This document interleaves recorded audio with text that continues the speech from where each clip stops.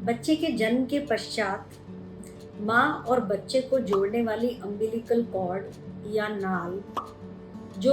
गर्भावस्था में बच्चे को खून देती है माँ में से, उसमें खून का प्रवाह करीब 3 मिनट तक चालू रहता है। अगर बच्चे के जन्म के तुरंत बाद इसे नहीं काटा जाए तो करीब 80 से 100 ml तक ब्लड प्लेसेंटा से या आंवल से बच्चे में ट्रांसफर हो सकता है और यह 80 से 100 ml ब्लड बच्चे को होने वाली खून की कमी से बचाता है। जो बच्चे टर्म पर बॉर्न होते हैं, यानी कि जो बच्चे पूरे समय से जन्म लेते हैं, उनमें तो खून की कमी की तकलीफ नहीं आती है अक्सर, मगर जो बच्चे प्री टर्म होते हैं या जो समय से पहले जन्म ले लेते हैं या जिनकी मदर्स को खून की कमी होती है तो बच्चों में स्टोर्स नहीं होते हैं, ऐसे बच्चों में खून की कमी की समस्या आती है और कई बार इन बच्चों में खून चढ़ाना भी पड़ता है। ऐसे बच्चों के लिए यह 80 to 100 ml का जो एक्स्ट्रा ब्लड है वो एक्स्ट्रा आयरन का सोर्स बनता है और बच्चे को खून की कमी से बचाता है। बच्चे का हीमोग्लोबिन जब बच्चा पेट में होता है तब करीब करीब 18 से 22-25 ग्राम तक होता है, जो जन्म के समय एकदम उसका खून टूटता है और यह हीमोग्लोबिन घटकर जो टर्म बच्चे हैं उसमें करीब करीब 12 से 14-17 ग्राम तक रहता है और जो प्री टर्म बच्चे हैं उनमें तो कभी कभी घट के 6 से 8 ग्राम तक हो जाता है। जब बच्चा माँ के गर्भ में होता है तो उसके फेफड़े काम नहीं करते, इसलिए बच्चे के खून का प्योरिफिकेशन,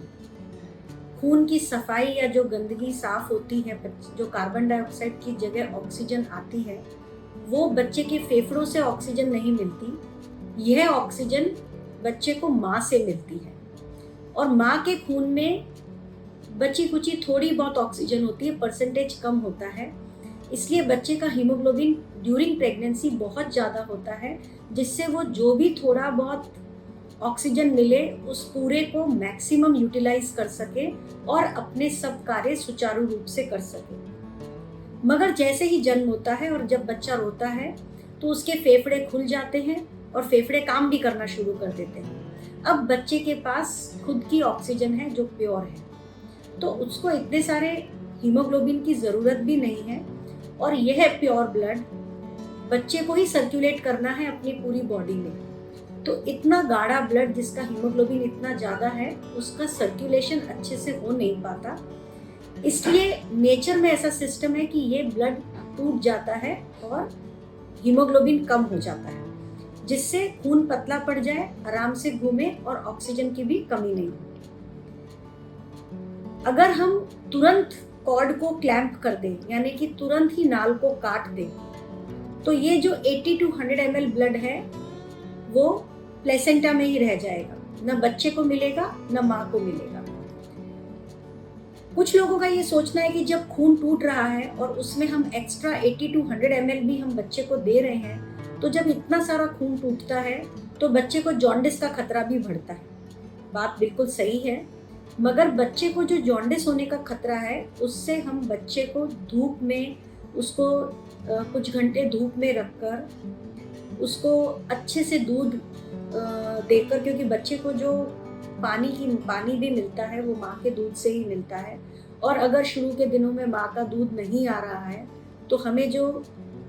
ऊपर से फॉर्मूला फीड देना है उसकी जो क्वांटिटी होती है जिससे उसकी पानी की रिक्वायरमेंट भी पूरी होती रहे, अगर ये हम ध्यान रखें कि उसको समय समय पर दूध देते रहें तो काफ़ी हद तक हम बच्चे को जॉन्डिस से बचा सकते हैं। फिर भी ज़्यादातर बच्चों में जॉन्डिस के लिए फोटोथेरेपी देना सफिशिएंट होता है, उससे ऊपर यूजुअली ज़रूरत नहीं पड़ती। पर सोचिए, अगर हम ये 80 to 100 ml ब्लड बच्चे को नहीं देंगे तो प्री टर्म बच्चों में, क्योंकि बाद में आयरन का कोई सोर्स बच्चे को नहीं होता है, तो ये आयरन के स्टोर्स अगर नहीं बने तो एक स्टेज के बाद बच्चे को खून चढ़ाने की नौबत आती है, खास तौर पर प्री टर्म बच्चों को। तो बच्चों से उनकी ये ताकत, जो खून की ताकत है, वो मत छीनिए और कॉर्ड क्लैंपिंग को थोड़ा डिले करिए।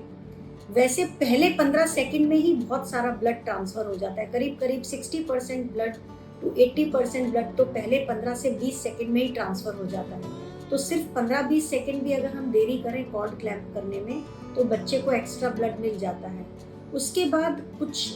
कई बार कॉर्ड का पल्सेशन जल्दी भी बंद हो जाता है, तो अगर कॉर्ड को फील किया जाए, जब उसका पल्सेशन रुक जाए उसके बाद हम क्लैंप करें। अगर बच्चा आराम से रो रहा है, बच्चे को कोई तकलीफ नहीं है, तो यह एक्स्ट्रा ब्लड जरूर देना चाहिए। हाँ, जो बच्चे जन्मते ही रोए नहीं हैं, इमीडिएटली उनको ऑक्सीजन की सपोर्ट देनी है, उनमें ये 3 मिनट हम खराब नहीं कर सकते। नमस्ते।